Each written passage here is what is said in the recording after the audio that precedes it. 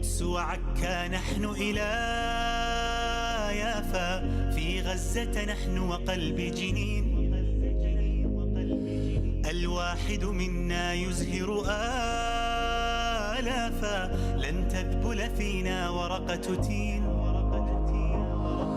ما هان الحق عليك ولا خافا، عودتنا إيمان ويقين.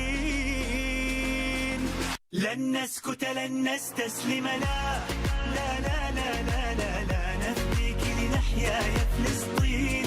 فلسطين بلادي نحملها جرحا أو أملا، لا لا لا لا لا لو راح نبقى فيها اليوم الدين.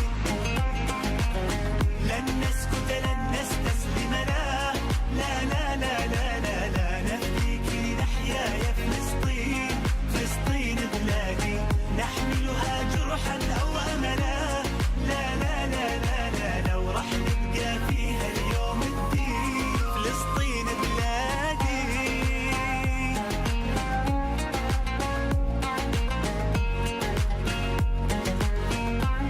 فلسطين بلادي.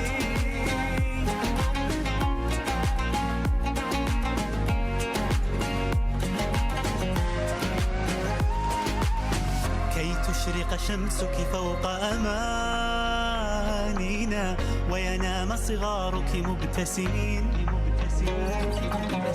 ونراك بخير حين تنادينا لعمار بيوت وبساتين.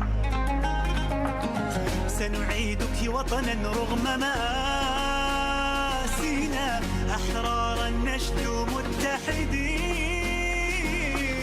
لن نسكت لن نستسلم، لا لا لا لا لا, لا نفديك لنحيا يا فلسطين. فلسطين بلادي نحملها جرحا أو أملا، لا لا لا لا لا لو راح نبقى فيها اليوم الدين. راح نبقى فيك يا فلسطين.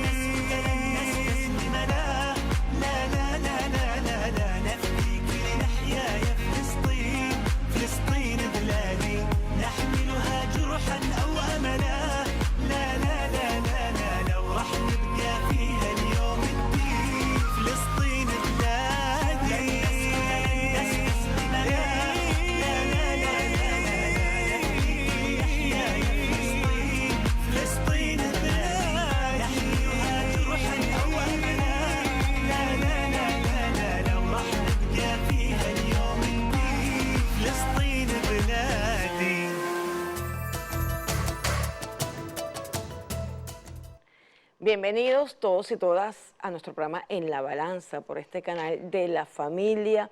Otra vez recordando que estamos en época de reflexión navideña, en época de compartir, de unión familiar, en época de celebrar la vida y también de celebrar toda ocasión para defender la vida. Esa es nuestra tarea también en este programa En la Balanza. Estamos a un día de haber cumplido ya un año del más cruel genocidio televisado que hemos estado atestiguando en relación a la masacre que ha cometido la entidad ocupante de Palestina conocida como Israel.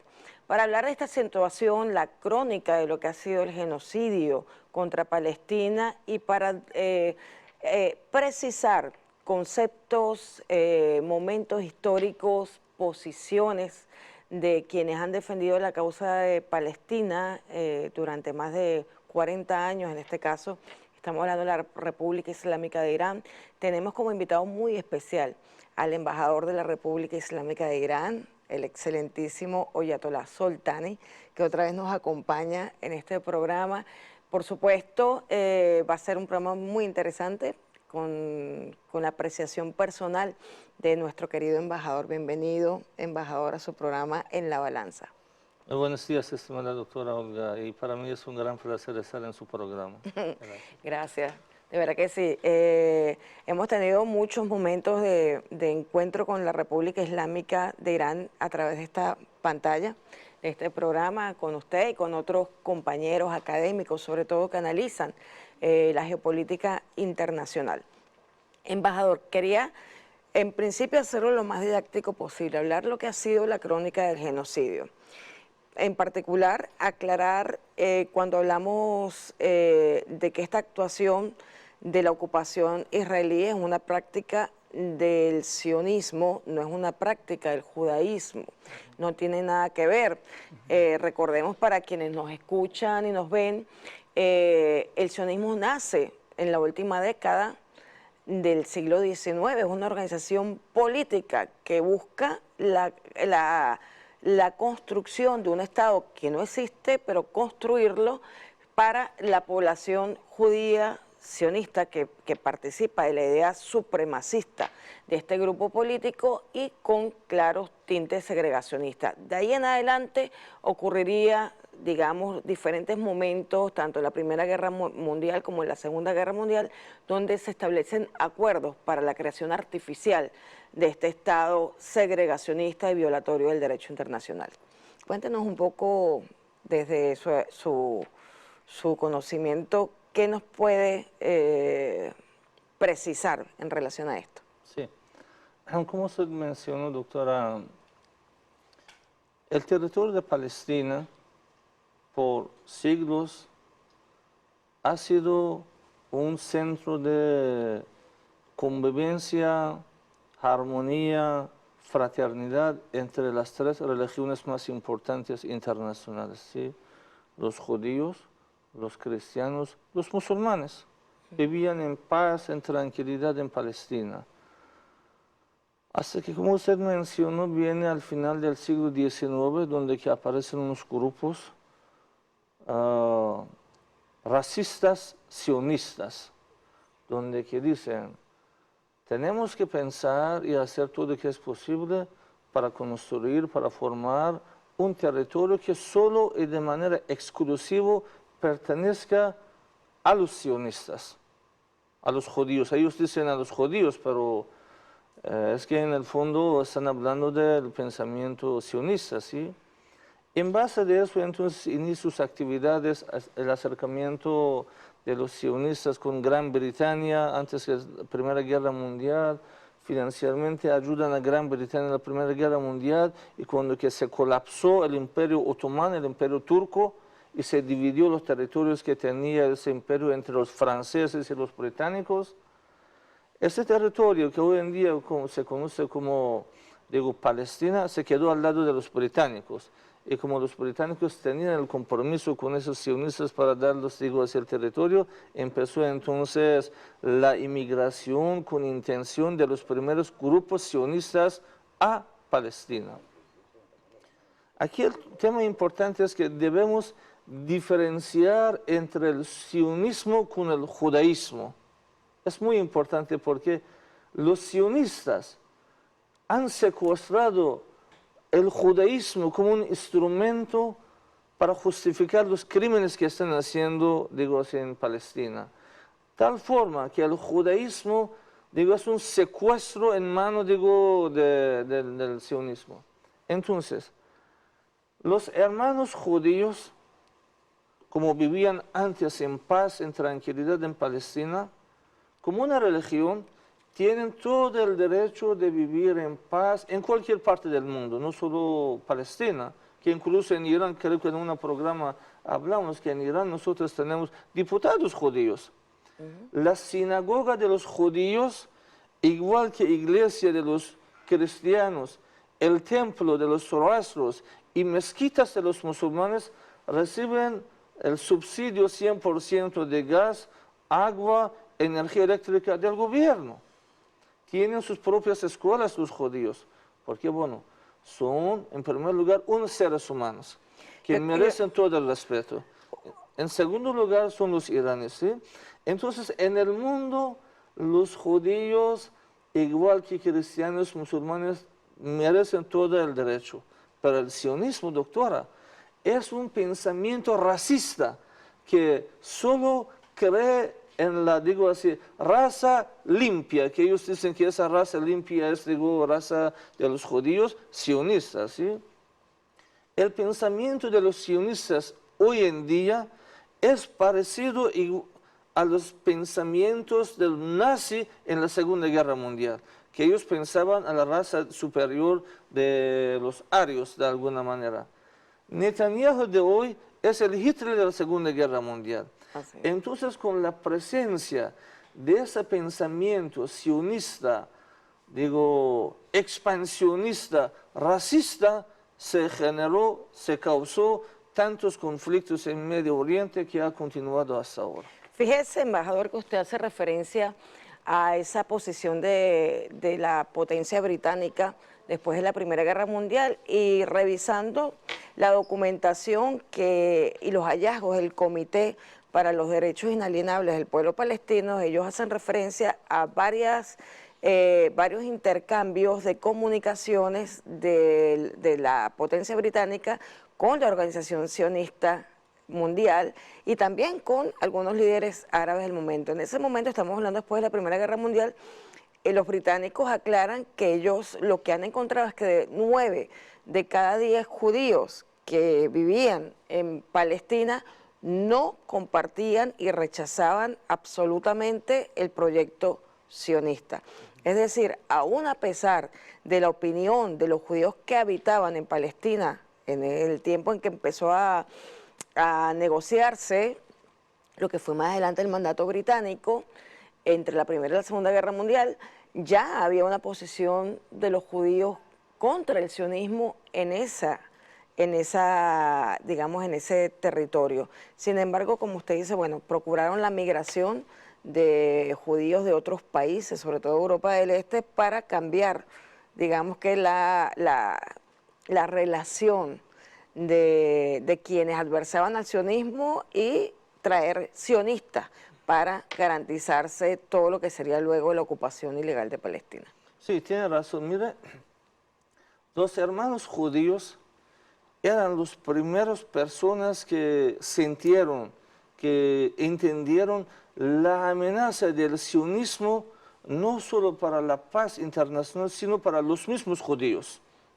Y como usted correctamente mencionó, desde el inicio los judíos que habían vivido en paz, en armonía y no tenían ninguna dificultad, eran los primeros que estaban en contra del proyecto del sionismo.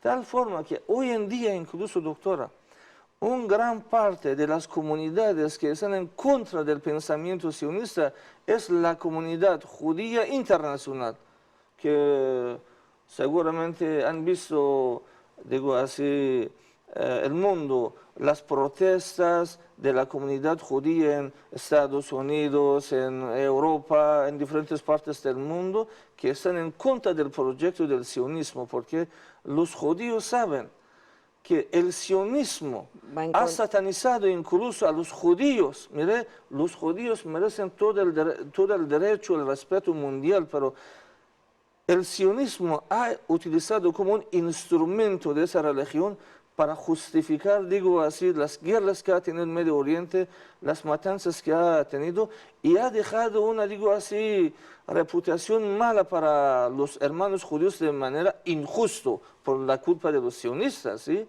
Entonces, los primeros perjudicados, afectados por guerras y el pensamiento racista sionista son los mismos judíos. Por eso, desde el primer día hasta ahora, uno de los mayores y más importantes, digo así, grupos contra de Israel es la comunidad judía. Yo leía en estos días, embajador, a un rabino judío antisionista que decía, en una frase muy breve, decía claramente que el sionismo es el final del judaísmo.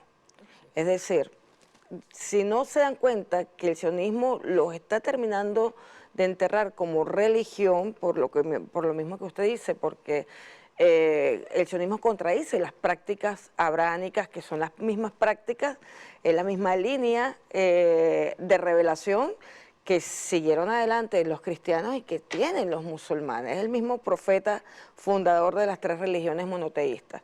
Y el sionismo es precisamente el que está acabando con la posibilidad de que las comunidades judías vivan realmente la religión judaica, la religión, digamos, del profeta Abraham.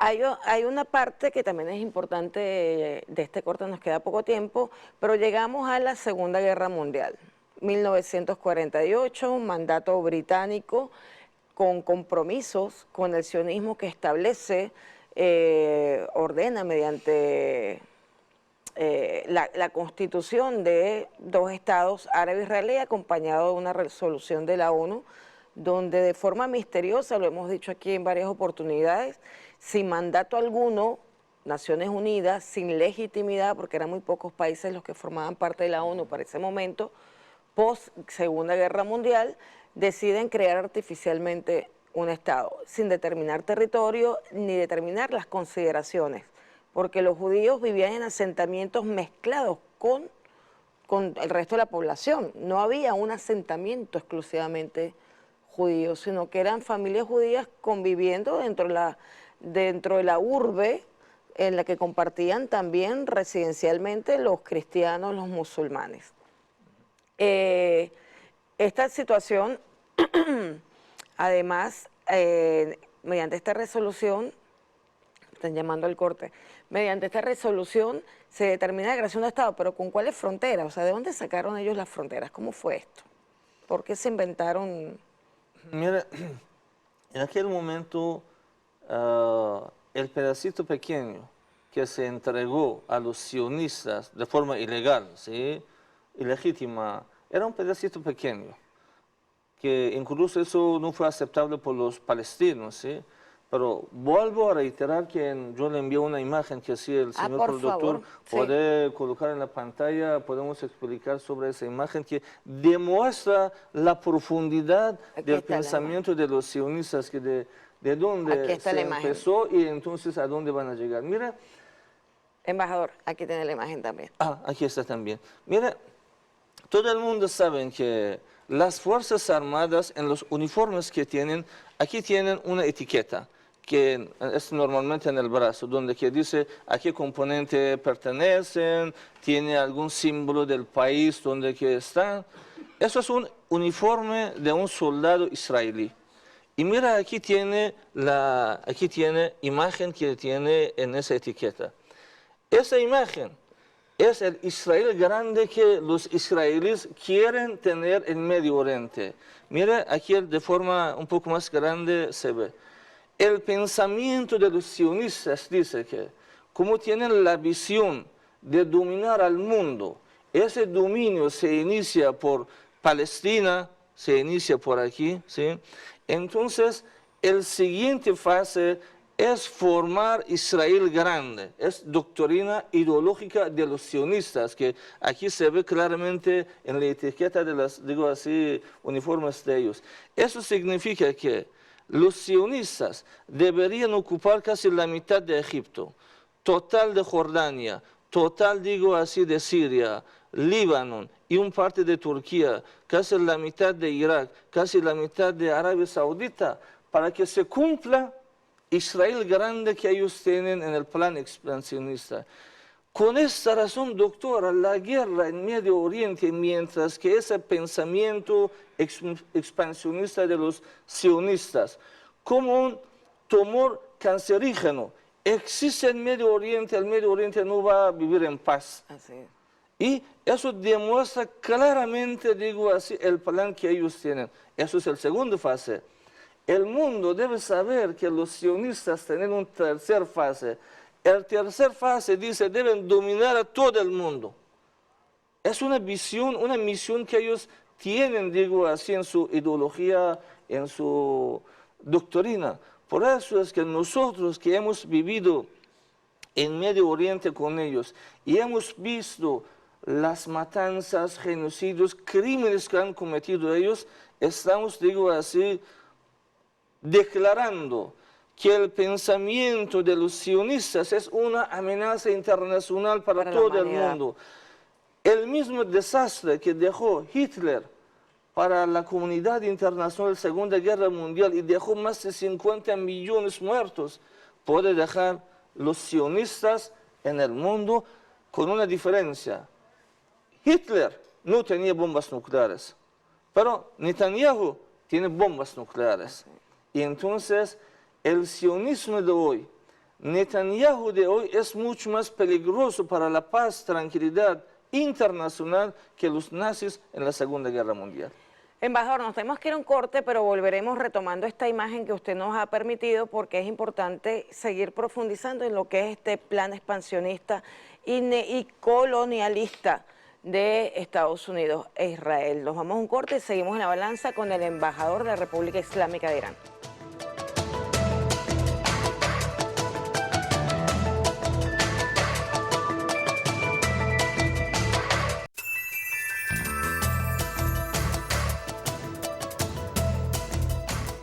Continuamos en la balanza conversando con el embajador de la República Islámica de Irán, acreditado en nuestra hermosa nación, el embajador Oyatollah Soltani. Embajador, yo quiero hacer referencia nuevamente a la imagen que nos trae, que es muy importante, porque ciertamente Naciones Unidas, a lo largo de los reclamos que se han hecho por la ocupación ilegal de Palestina, sobre todo por los informes que en la propia Naciones Unidas se han hecho en el Comité en Defensa de los Derechos Inalienables del pueblo palestino, donde se ha determinado con pruebas que nunca ha habido una guerra en relación a el conflicto de Israel en la región. Siempre Israel ha utilizado la excusa de la legítima defensa con Egipto, la excusa de la legítima defensa con el Líbano, la excusa de la independencia y luego la legítima defensa con la propia Palestina, también la excusa de la legítima defensa con Siria, pero ha quedado demostrado con pruebas que han sido crímenes de agresión por parte de Israel. No podemos hablar ni en la narrativa de la resistencia y de la revolución puede caber la posibilidad de hablar de guerra. Siempre cuando nos referimos a Israel, a los crímenes cometidos, hablamos de genocidio, crímenes de agresión y otros crímenes dentro del derecho internacional. No ha habido nunca una guerra y eso lo ha probado incluso este Comité de Naciones Unidas y lo ha determinado el Consejo de Seguridad también en diferentes resoluciones donde se ha establecido que la ocupación de Israel en territorio palestino es absolutamente ilegal y también es inmoral. De ahí que el genocidio sea, además de un crimen horrendo en sí mismo, es un vehículo para la limpieza étnica y para terminar de dominar el territorio procurando el asesinato de toda la población y la que quede viva que salga de Palestina. Por eso es que este mapa que nos trae el embajador es tan importante. Este triángulo, volvemos a repetir, este pequeño triángulo es el territorio de Palestina, el Estado de Palestina, ¿ok? El territorio palestino. Y ese gran mapa, como decía el embajador, es el proyecto expansionista, colonialista y criminal, porque no solamente está fuera de época, o sea, una conquista en el pleno siglo XXI es anacrónico, pero es que digamos que el motivo de la expansión es un motivo criminal, es exterminar a una población mundial que ellos consideran inferiores al sionismo.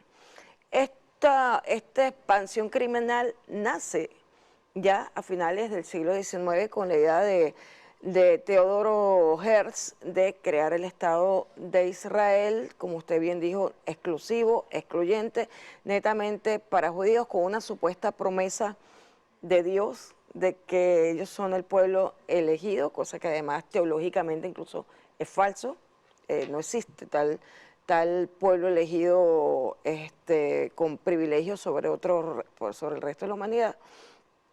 Pero lo más importante es que todavía cuando empieza a surgir todo esto, todavía la República Islámica de Irán no existía como República Islámica. Estamos hablando que en el momento del 48, incluso al 79, cuando vence la Revolución Islámica de Irán sobre el régimen dictatorial del Shah, estamos hablando de un tiempo en el que todavía no aparecía la República de Irán en el escenario. Pero cuando nace la República Islámica de Irán con el Ayatollah Khomeini,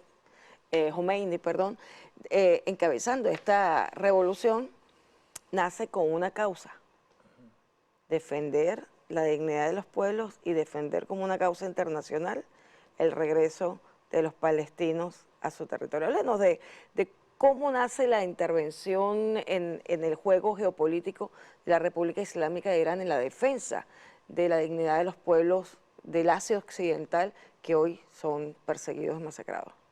Sí, como usted mencionó, antes que la Revolución Islámica iraní que ocurrió el 11 de febrero de 1979, existía en Irán y dominaba Irán el régimen de Shah, que era un aliado estratégico de Estados Unidos y en verdad un esclavo, porque no solo vendió a los gringos las riquezas petrolíferas iraníes, gasífera, petroquímica, toda la riqueza económica de Irán, sino vendió a los gringos el orgullo nacional, digo así, el honor de los iraníes, y nos dejó en una situación que los norteamericanos, con en total 300 años de historia que tienen, que vengan a Irán, al territorio persa, con 6.000 años de civilización y cultura, y vengan, digo, a dictarnos lo que un rey de Irán debería hacer. Y eso era mayor humillación, digo así, a la nación persa que ocurrió durante el régimen de Shah, que vendió, digo, a nuestro orgullo. Pero bueno, más allá. El régimen de Shah en aquel momento era un aliado estratégico de Estados Unidos y también aliado estratégico de Israel. Y los israelíes en Irán estaban muy activos, muy presentes, pero de forma, digo, escondida, de forma, digo, así, puertas atrás. Sí, solapada, decimos nosotros. Sí. Tal forma que en 1973, cuando ocurrió una guerra entre los países árabes con Israel, y los países árabes sancionaron la venta del crudo a los occidentales y a Israel, era el régimen de Shah de Irán que vino ayudando a Israel. Mire la alianza hasta donde estaba entre ellos. Viene la Revolución Islámica iraní el 11 de febrero y cambia totalmente todo, porque los iraníes ya tomaron el control de su propio destino y lograron de establecer, aplicar los principios humanos, morales, digo así, sociales, que por miles de años estaba en la generación persa, que siempre ha sido en base de apoyar a los oprimidos, apoyar a las naciones que están luchando por su independencia, por su derecho de autodeterminación. Entonces, a partir del 11 de febrero de 1979, cambia total el escenario. Eso está previsto, doctora, en la Constitución Islámica de Irán, que el artículo ahora no recuerdo exactamente qué número tiene, pero es un artículo establecido en la Constitución, que esa Constitución fue aprobado con 99 y pico % de la aprobación y el voto favorable del pueblo iraní. Quiere decir que casi 100% con la unanimidad de los iraníes. ¿Sí?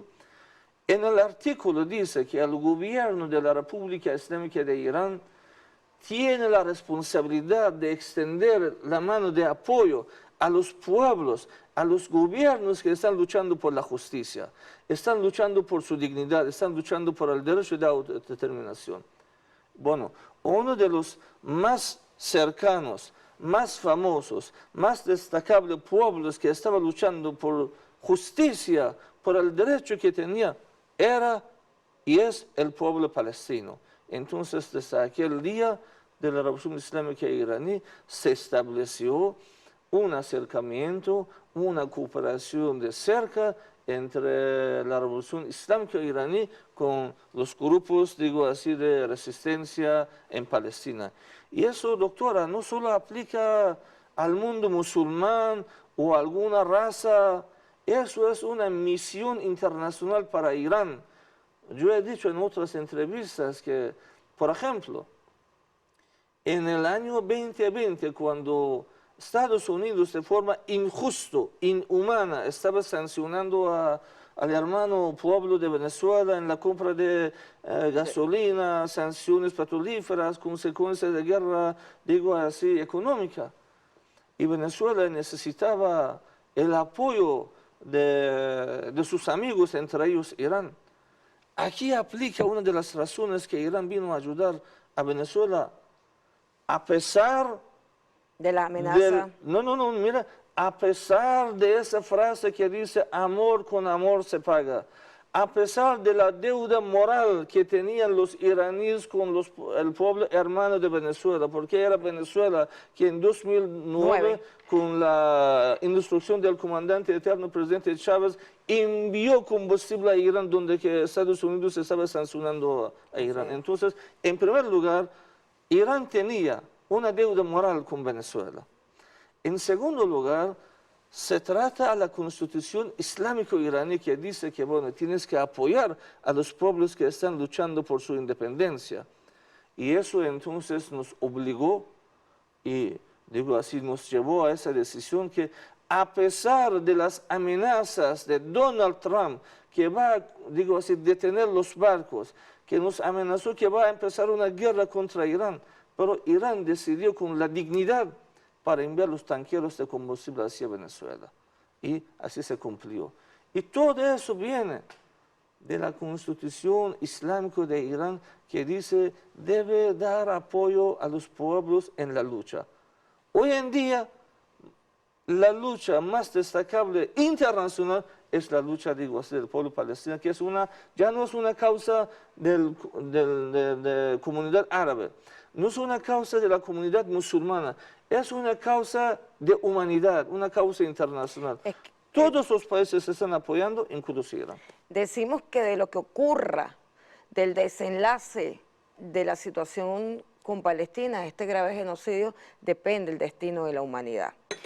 Porque en este laboratorio de violación absoluta de todo el derecho internacional, si esto no para y no termina una vez por todas, nos olvidamos del derecho internacional y nos sometemos a la barbarie que viene para la humanidad entera. O sea, no es solamente la solidaridad por amor fraterno con el pueblo palestino, por coincidencias ideológicas, religiosas, es como usted dice, es el tema de respetar una norma imperativa del derecho internacional, que es la autodeterminación y el derecho a existir.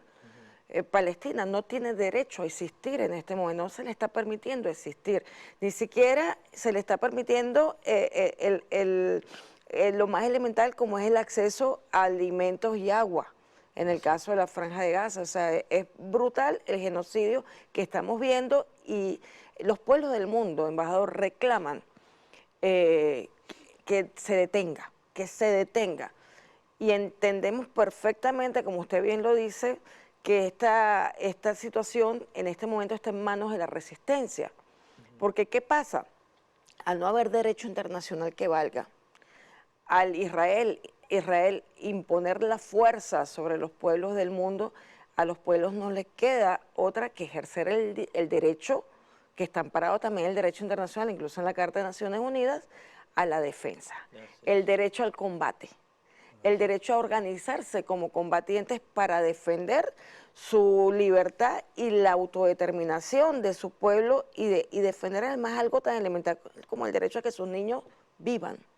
Entonces, nosotros desde aquí saludamos, digamos, que desde 1979 la República Islámica de Irán ha tomado como bandera la lucha y la solidaridad con el pueblo de Palestina. Venezuela, la Revolución Bolivariana, también desde su inicio lo ha tomado como bandera. Fue una bandera del comandante Hugo Chávez, es una bandera del presidente Nicolás Maduro, y es una bandera de todos los hombres y mujeres que creen en la humanidad en el mundo. No solo los revolucionarios, sino aquellos que por alguna razón tienen algún tipo de diferencia política, ideológica con las revoluciones del mundo, pues por lo menos que se pongan la mano en el corazón y sientan el dolor del pueblo, el dolor de los niños que han sido masacrados, que han perdido su familia, que están mutilados en este momento y que no tienen cómo soñar un mundo distinto ni un hogar para su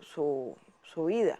Entonces yo creo que ahí agradecemos infinitamente la posición del Ayatolá Khomeini y también del líder supremo Jamenei, que no han desistido en esta lucha por la dignidad de los pueblos y por apoyar el derecho a la resistencia, el derecho a a defender el territorio y defender la dignidad y la humanidad de sus pueblos.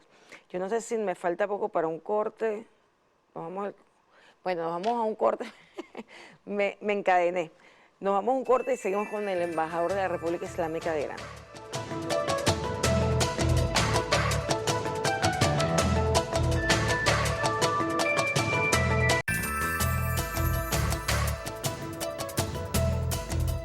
Arabs will not stay in the Gaza Strip. Who will stay? Jews. If you want to call it cleansing, if you want to call it apartheid, you choose your definition. I choose the way to protect the state of Israel. Africa is big. Canada is big. The world will absorb the people of Gaza. How we do it? We encourage it. Palestinians in Gaza who wish to remain in Gaza, are you saying they should be forced to go? Palestinians in Gaza, the good ones, will be enabled. I'm not saying forced, I say enabled because they want to go. If they don't want to go? No, they want. If they don't? The Arabs want to go. If they don't want to go? They want to go. If they don't, what happens? The normal people don't want to live in hell. What you're talking about sounds like a plan for ethnic cleansing. You can call it ethnic cleansing, you call it refugees, whatever you want.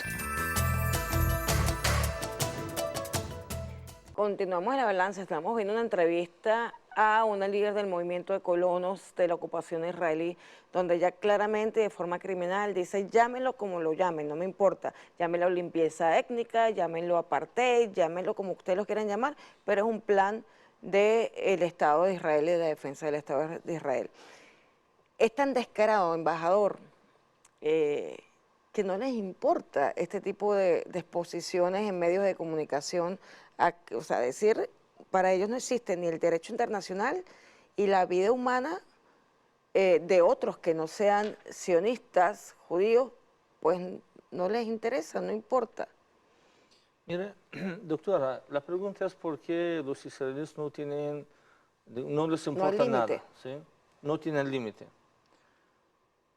Hay dos razones en mi opinión. En primer lugar, uno de los instrumentos que puede obligar a los países a respetar muchos convenios, principios, digo así, normas legales internacionales, principios humanos, morales, son las organizaciones internacionales, entre ellos el más importante, el Consejo de Seguridad, que es el primer órgano responsable para establecer la paz y tranquilidad internacional. Consejo de Seguridad no sirve para nada, por el derecho injusto de veto de Estados Unidos. Entonces los israelíes están seguros que por ese Consejo de Seguridad no saldrá ninguna resolución contra Israel. Y es muy famoso que hasta ahora hay 49, 50 vetos por Estados Unidos solo para obstaculizar, detener la aprobación de alguna resolución que iba a sancionar, castigar, condenar a Israel.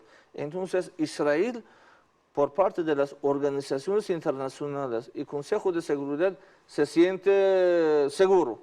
No hay nada que pueda, digo así, molestarlo. La otra parte viene, la opinión internacional, ¿sí? Sabiendo que en la comunidad internacional la presencia y la tarea y la responsabilidad de los medios de comunicación son muy fuertes para, en primer lugar, transmitir las realidades, en segundo lugar, para criticar a los criminales de guerra, a los que han violado alguna norma internacional. En ese sentido, otra vez, los israelíes cuentan con el apoyo incondicional de los máximos y más importantes medios de comunicación internacionales. Ahora, si usted quiere cargar un video en Instagram, en la red X, o WhatsApp, o no sé, o algunas otras redes internacionales, de los niños palestinos martirizados, de las mujeres martirizadas, de las destrucciones masivas en Palestina, la plataforma no te autoriza, porque ya tiene una instrucción de parte del monopolio sionista que, bueno, esos videos donde que presentan la verdadera imagen de Israel como criminal de guerra debería eliminarse. Entonces, por parte de la comunidad internacional mediática, me refiero, ¿sí? Los israelíes otra vez se sienten bastante seguros y de alguna manera tranquilos. Ahora la única frente que está presionando a Israel son los pueblos, son las redes sociales locales, televisiones, digo así, emisoras locales, regionales, que están, digo, circulando en diferentes partes del mundo y presentando un parte de los crímenes de guerra que los israelíes están cometiendo allá en Palestina. Por esas dos razones, tú ves que las autoridades israelíes tan tranquilamente están ignorando de alguna manera, digo, no teniendo miedo de ningún derechos internacionales y de ningún convenio internacional. Embajador, hay un tema muy importante en este momento que tiene que ver con la República Islámica de Irán.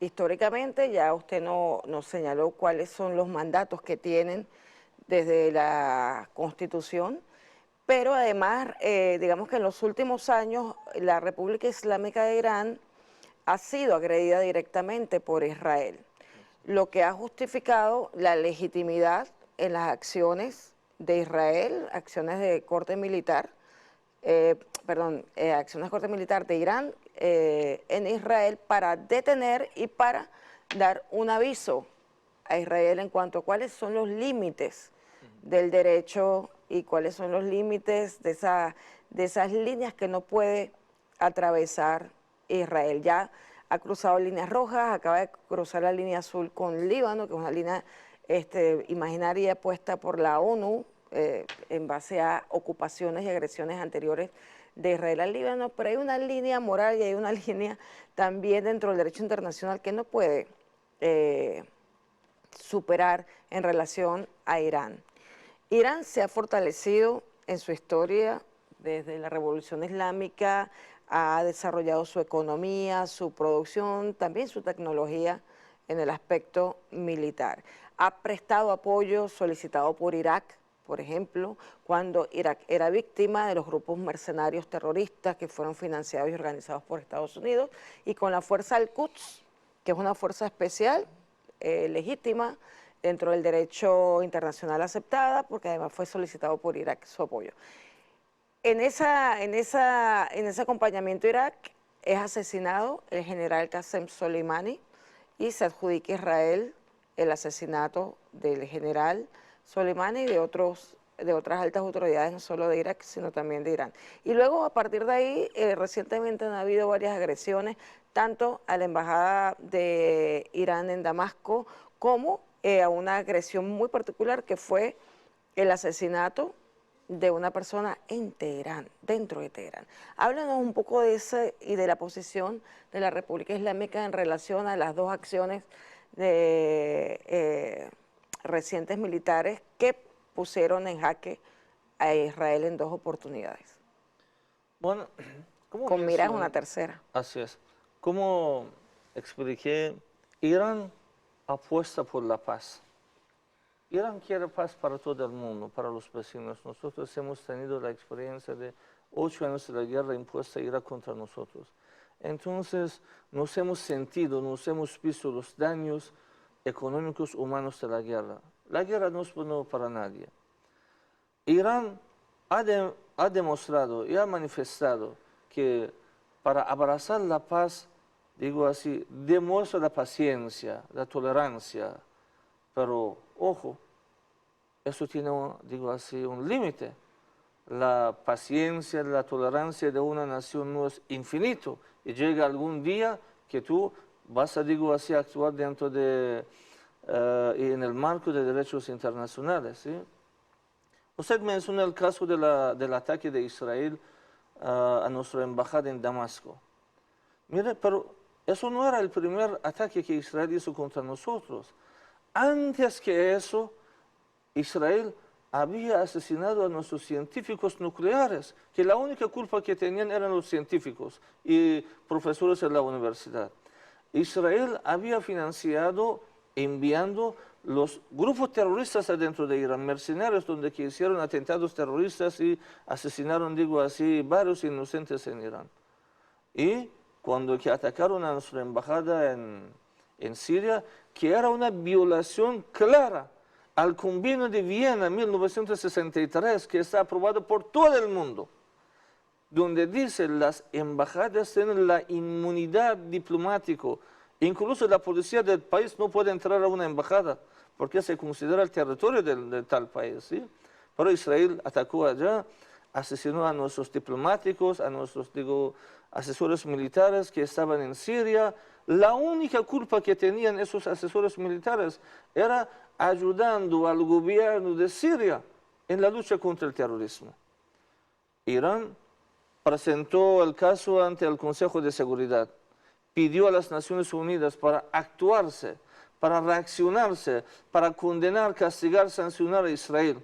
Y no hubo respuesta. No, doctora, mire, más allá, eso es una vergüenza para el Consejo de Seguridad, que en la reunión no solo Estados Unidos, Gran Bretaña, Francia, no autorizaron la aprobación de una resolución contra Israel, sino condenaron a Irán en esa reunión. Entonces, en el marco de la defensa de la dignidad, orgullo de una nación, en el marco del derecho internacional y la misma carta que esos países, digo, si son miembros de esa Carta de Naciones Unidas, artículo 51, donde que da el derecho de la defensa legítima a los países, Irán aplicó el artículo y dio la respuesta defensiva legítima en 14 de abril. Y proporcional. Sí, en 14 de abril de 2024, para demostrar a los israelíes que violando las líneas rojas no puede ser, digo así, sin castigo. Y tú debes asumir la responsabilidad de lo que has cometido. Pero lamentablemente, doctora, todo el mundo vio que en el 10 de agosto, cuando que vinieron a Irán muchas autoridades, unas docenas de presidentes, primeros ministros, cancilleres en Irán vinieron para asistir en un acto solemne y tan protocolar como la toma de posesión del nuevo presidente. En ese día, en la presencia de más de 80 delegaciones internacionales en Teherán, capital de Irán, los israelíes asesinaron al hermano Ismail Haniyeh, líder de Hamas. Irán otra vez se fue al marco, digo así, derechos internacionales, pidiendo al Consejo de Seguridad de la ONU. ¿Qué ocurrió? Lo mismo que antes, ignorando la violación de Israel y de alguna manera solo pidiendo a Irán que por favor mantenga la paciencia, que no dé la respuesta defensiva, que nosotros vamos a conversar con los israelíes, castigarlos, sancionarlos, establecer el cese de fuego en Palestina. Después de 2 meses, mire, el ataque ocurrió el 10 de agosto. Irán dio 2 meses de tiempo al Consejo de Seguridad de Naciones Unidas que actúen, que reaccionen contra un, digo así, régimen terrorista sionista.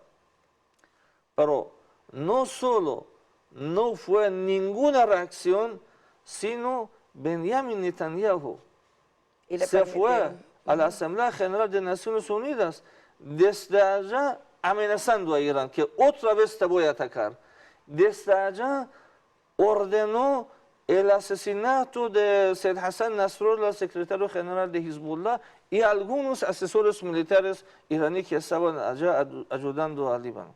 Entonces, doctora, yo pregunto otra vez, pregunto a todo el mundo, ¿acaso el derecho de combate, acaso el derecho de defensa legítima, acaso el derecho de la defensa de orgullo, dignidad, digo, honor de un pueblo, un país, no es un derecho establecido internacional? Sí lo es. Sí lo es, todo el mundo lo va a confirmar. En base a ese derecho, el 1 de octubre, Irán dio la respuesta legítima defensiva a los israelíes. Aquí viene la diferencia otra vez, doctora, que viene de nuestras raíces culturales. Irán en la respuesta solo apuntó sobre bases militares. Solo impactó los centros de inteligencia militar de los israelíes y también los centros de Mossad, donde que hacían, digo, la planificación de los terrores y ataques terroristas dentro de Irán. Irán respetó las normas y las reglas, incluso en la guerra. Del derecho humanitario, sí. Eso que por parte de Irán, pero por parte de Israel no hace falta mencionar de 42.000 asesinados en Palestina, más del 80% de las viviendas en Palestina se han destruido, casi ya no existe ningún hospital clínico en Palestina.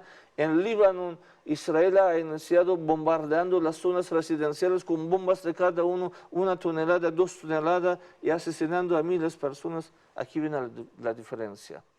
Ellos, los israelíes, asesinan a los inocentes, pero nosotros, incluso en la guerra, respetamos, digo, los principios humanos y solo apuntamos donde que están las bases militares. Y aquí Israel entendió, recibió el mensaje que pasar las líneas rojas, violando la soberanía de Irán y violando el orgullo, honor de los iraníes, tiene la consecuencia y tiene que asumir la responsabilidad. Así es. Nos quedan 2 minutos, embajador, nos queda 1 minuto. Hay un tema, después de la verdadera promesa 1, verdadera promesa 2, ha habido de alguna manera recientemente, se ha filtrado conversaciones de Netanyahu y ha habido amenaza a Irán, tanto que incluso hay una campaña en las redes sociales sobre la restauración de la dinastía del Shah, Reza Pahlavi. Es decir, hay una intención que además es una característica del fascismo, del sionismo, en su espacio más alto, es crear figuras imaginarias, de autoridades imaginarias, con la intención de un gobierno paralelo. En el caso, por ejemplo, de Irán, ya lo están haciendo con este reconocimiento del heredero del Shah Pahlavi. Miren, el enemigo hace 45 años que tiene ese plan. El hijo del Shah de Irán, el Reza Pahlavi, es como un títere.